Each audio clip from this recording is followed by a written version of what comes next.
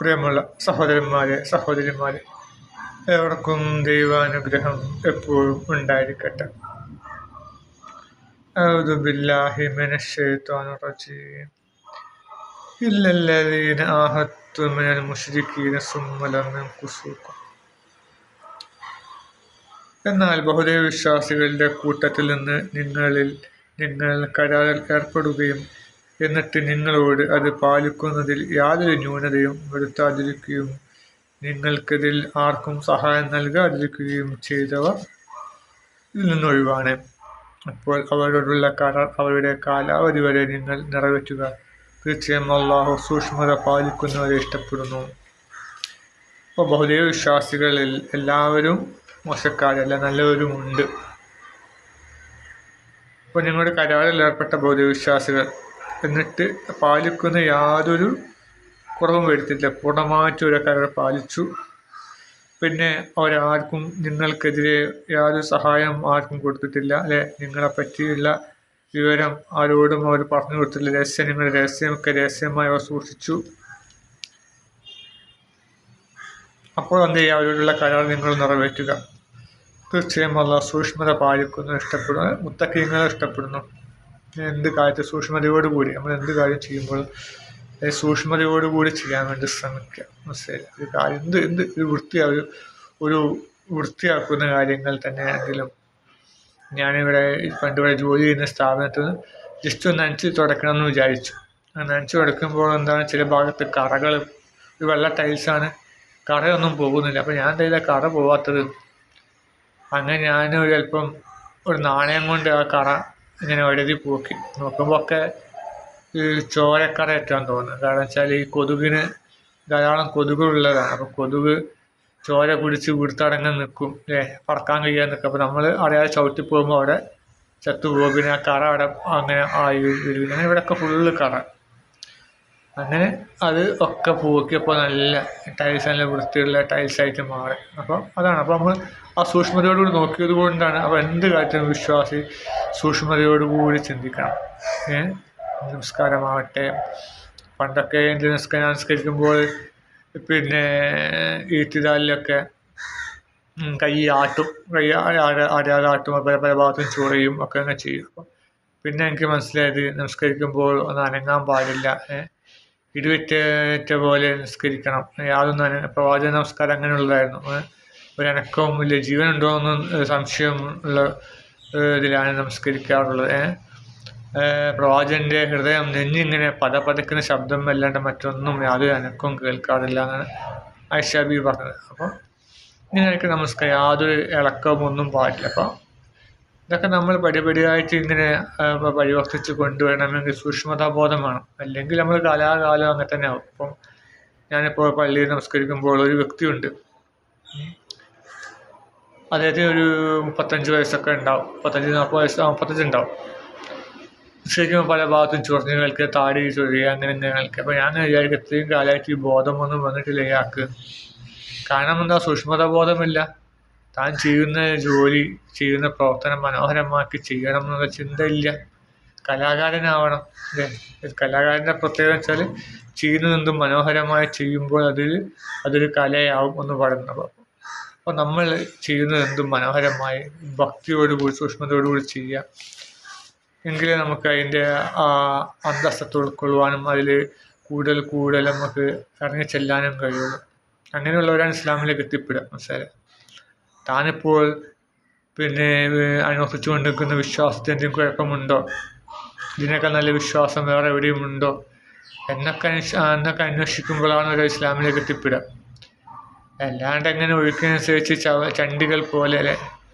ഖുർആനിൽ പറഞ്ഞമാതിരി ആഭരണങ്ങൾ ഉണ്ടാക്കുമ്പോഴുള്ള നുരയും പാതി അതുപോലെ എങ്ങനെ ഒഴുകി നടന്ന ഒരു കാര്യമില്ല. അപ്പം നമ്മൾ ചെയ്യുന്നത് വളരെ സൂക്ഷ്മതയോടുകൂടി ചെയ്ത് കഴിഞ്ഞാൽ നമുക്ക് കൂടുതൽ ഉന്നതിയിലെത്താൻ കഴിയുള്ളൂ.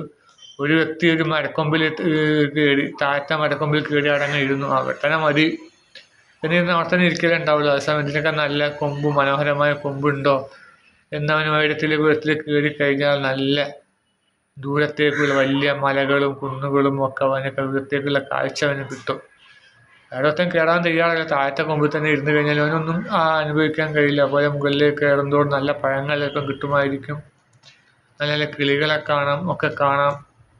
അപ്പോൾ അതാണ് നമ്മൾ കൂടുതൽ സൂക്ഷ്മത ബോധത്തോടു കൂടി ഒക്കെ നന്നാക്കി ചെയ്യുക, കൂടുതൽ നല്ലതുണ്ടോ എന്ന് നോക്കുക. അങ്ങനെയൊക്കെ ചെയ്ത് കഴിഞ്ഞാൽ നമുക്ക് വിജയമുണ്ടാവുള്ളൂ.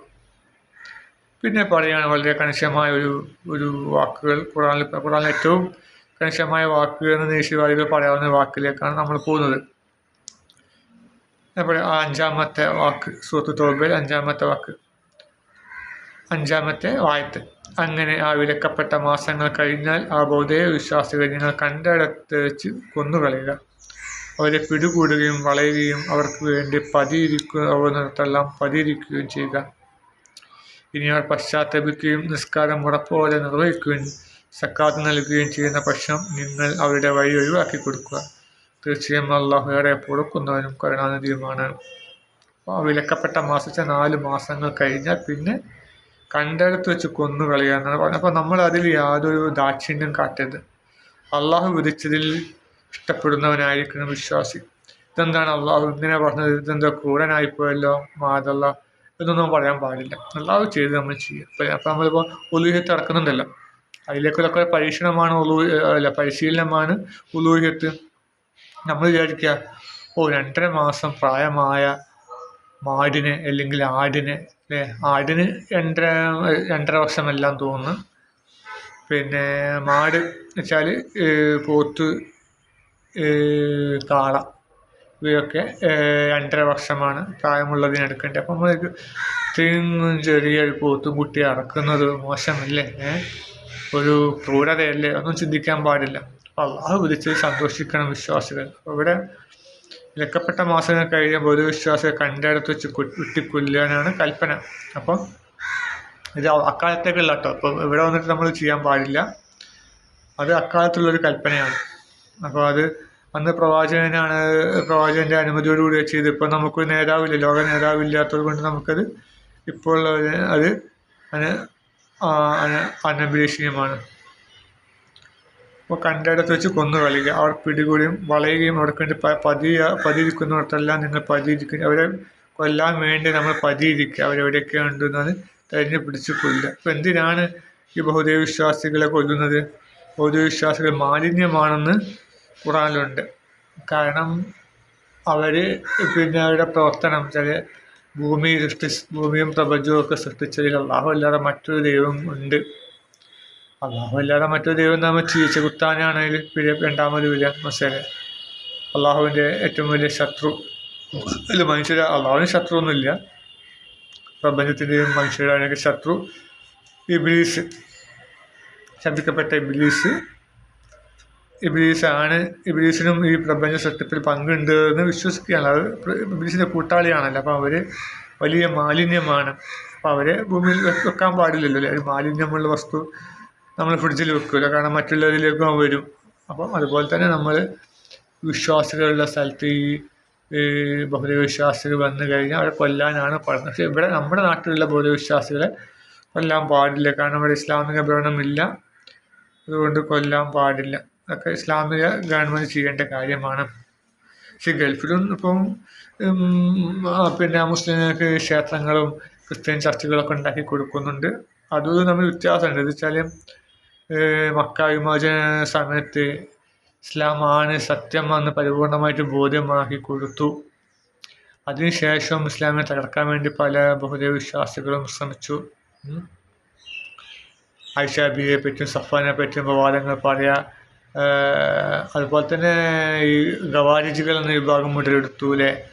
അലി റളിയല്ലാഹുവിനാണ് ഏറ്റവും ആദ്യമായിട്ട് ഖലീഫയാവേണ്ടത് എന്നൊക്കെ പറഞ്ഞിട്ടൊരു വിഭാഗം വന്നു. അത് അതിരുകടന്ന ഭയഭക്തി. അപ്പോൾ ഇതിനൊക്കെ ചുക്കാൻ പിടിച്ചത് ഇങ്ങനത്തെ ചില ക്ഷുദ്രശക്തികളാണ്. അപ്പോൾ ഇങ്ങനെയുള്ള ആൾക്കാരെയാണ് കൊന്നുകളയാൻ വേണ്ടി പ്രവാചകൻ കൽപ്പിച്ചത്. പിന്നെ ഇനി അവർ പശ്ചാത്തപിക്കുകയും നമസ്കാരം മുറപ്രകാരം നിർവഹിക്കുകയും സക്കാത്ത് നൽകുകയും ചെയ്യുന്ന പക്ഷം അവരുടെ വഴി ഒഴിവാക്കി കൊടുക്കുക. അപ്പോൾ അവർ നമസ്കരിക്കുന്നുണ്ട്, പശ്ചാത്തപിക്കുന്നുണ്ട്, പിന്നെ സക്കാത്ത് കൊടുക്കുന്നുണ്ടൊക്കെ ചെയ്ത് കഴിഞ്ഞാൽ അവരുടെ വഴി അവർക്ക് പിന്നെ അവരെ കൊല്ലാൻ പാടില്ല. മനസ്സിലെ തീർച്ചയായും അള്ളാഹുടെ കൊടുക്കുന്നവനും കരുണാനിധിയും അള്ളാഹുടെ കൊടുക്കുന്നവനും കരുണാനിധിയുമാവുന്നുള്ള പരിശുദ്ധനാഥ, ഞങ്ങൾ ഒരുപാട് പാപങ്ങൾ നമ്മൾ വന്ന് പോയിട്ടുണ്ട്.